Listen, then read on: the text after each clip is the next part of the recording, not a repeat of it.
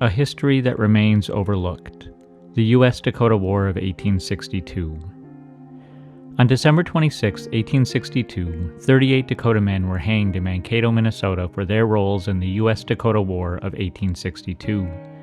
Today, at the site of the hanging, this heartbreaking event is commemorated by the statue of a buffalo on Riverfront Drive in downtown Mankato called Reconciliation Park.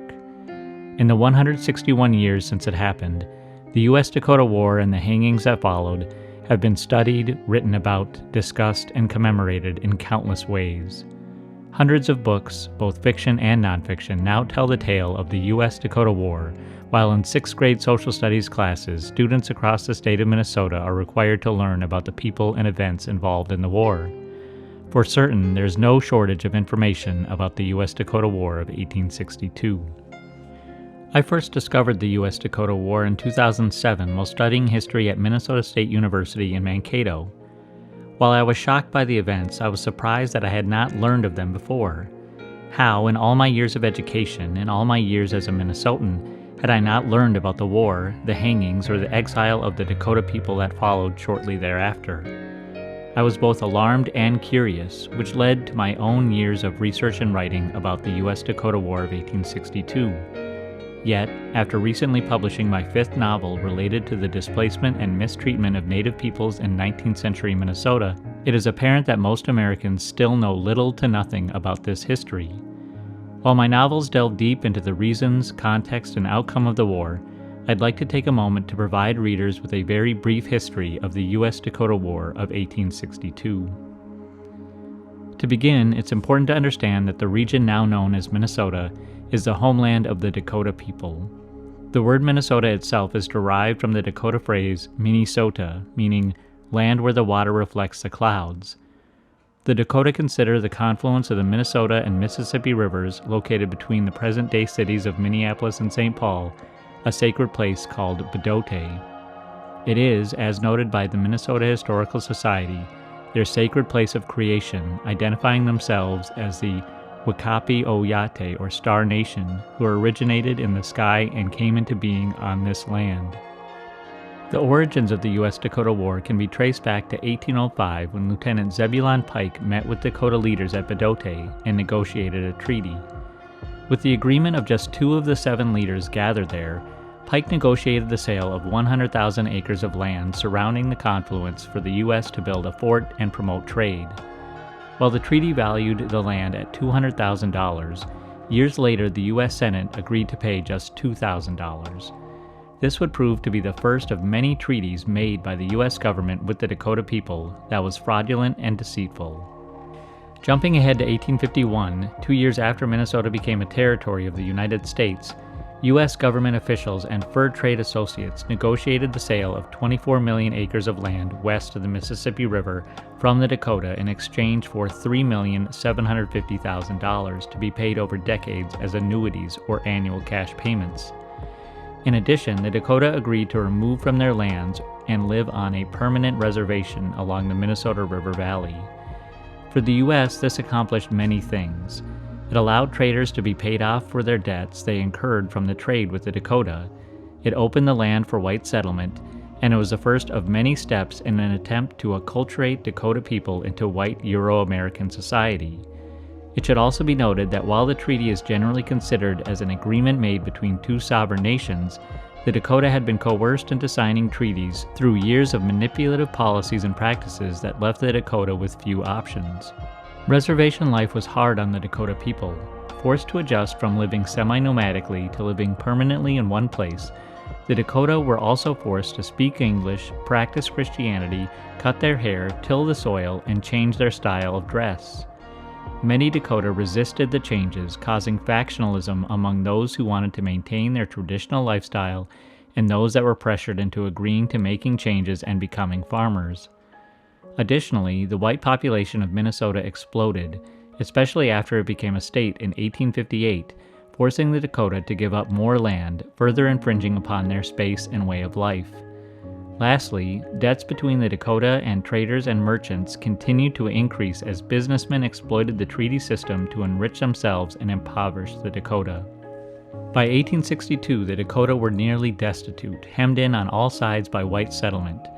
The summer was dry, making food scarce. In addition, the Dakota's anticipated annual cash payment was delayed by many weeks. Uncertainty over the late payment prompted traders to deny the Dakota goods on credit. Without access to food or credit, by August of 1862, the Dakota people were in an increasingly desperate situation.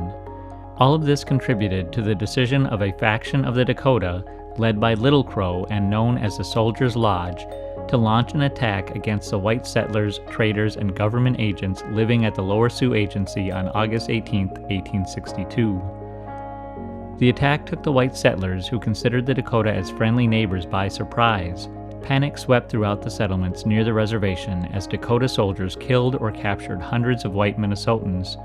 Following the initial attack, the Dakota launched 2 separate attacks on New Ulm and Fort Ridgely, while also attacking settlements as far away as Lake Chetek. Meanwhile, groups of farmer Dakota who were not in favor of the war protected groups of white settlers, bringing them to safety or ensuring they were not hurt while being held captive. They also sought to negotiate with the Soldiers' Lodge for an end to the violence. However, the Soldiers' Lodge faced little resistance until, in late August, Colonel Henry Sibley, former governor of Minnesota, led an army of volunteer militia south from Fort Snelling to quell the violence and rescue the captives. Sibley's presence forced the Dakota to make a hasty retreat and re-establish their camp northwest of the Upper Sioux Agency. On September 2 and 3, in what's known as the Battle of Birch Coulee, the Dakota successfully pinned down for more than 30 hours a burial party of U.S. soldiers, but were again forced to retreat when U.S. reinforcements arrived with cannons. Finally taking pursuit of the Dakota weeks later, Sibley and his soldiers met the Dakota on the battlefield on September 23rd in what's known as the Battle of Wood Lake, and defeated them within a few hours. Days later, Sibley marched into the Dakota camp, released the captives, and detained any Dakota who had not already fled. The war was followed by the Dakota War Trials, a hastily established military commission led by Henry Sibley. In just over a month's time, Sibley and his commission put more than 400 Dakota on trial for their roles in the U.S.-Dakota War. If the Dakota admitted to having shot a gun or having been present at a battle, they were determined to be guilty and sentenced to death by hanging. 303 Dakota received such a conviction, while 16 others were given a 10-year prison sentence. The trial proceedings were forwarded to Abraham Lincoln, President of the United States at the time, for review and approval. Lincoln approved 40 of the death sentences, declaring that he was anxious not to act with so much clemency as to encourage another outbreak on one hand, nor with so much severity as to be real cruelty on the other. 2 more sentences were later reprieved. Then, at 10 a.m. on the morning of December 26, 1862, 38 Dakota men were simultaneously hanged in Mankato, Minnesota, while thousands of onlookers gathered to witness the event. The hanged men were buried in a shallow grave near the riverbank, and most were quickly dug up and stolen by physicians for use as medical cadavers. Meanwhile, the majority of the Dakota people, numbering 1,658, mostly women, children, and elderly, were sent to Fort Snelling, where they were held in a concentration camp below the fort. Conditions at the camp were poor, and an estimated 130 to 300 Dakota died while being held there. Then, in February and March of 1863, by acts of Congress, all previous treaties made with the Dakota were abrogated, and the Dakota and Ho-Chunk were forced to remove from beyond the borders of the state by law forever. In May of 1863, all Dakota survivors were packed aboard steamships and sent south down the Mississippi River and then northwest along the Missouri River, where they were resettled at the Crow Creek Reservation, many of them never to see their homeland again. This has been a very brief summary of the U.S.-Dakota War. For more information, I highly recommend visiting usdakotawar.org, a website published and maintained by the Minnesota Historical Society.